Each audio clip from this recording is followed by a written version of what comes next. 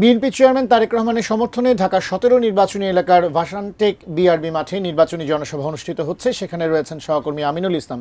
আমরা বিস্তারিত জানতে সরাসরি যুক্ত হচ্ছি তার সঙ্গে। আমিনুল, এই মুহূর্তে জনসভার কি অবস্থা, কারা কারা এসছেন, কারা ভাষণ দিয়েছেন, আমাদের একটু দর্শকদের বিস্তারিত জানাবেন।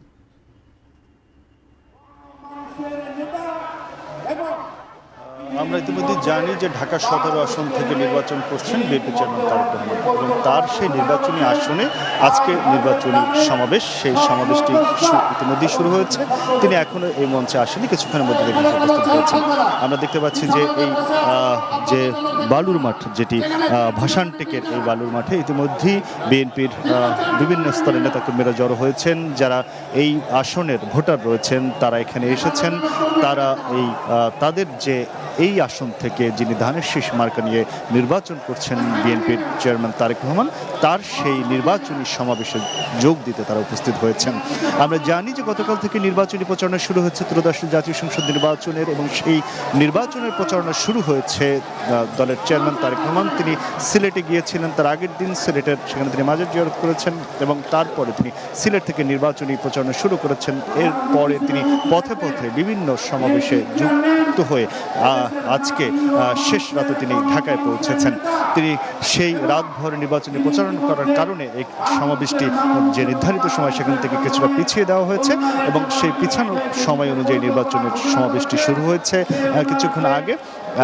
এরপরে ধানের শীষের প্রার্থী তারেক রহমান তিনি এখানে এসে তার যে ভোটার এবং উপস্থিত জনগণের সামনে তিনি বক্তব্য রাখবেন।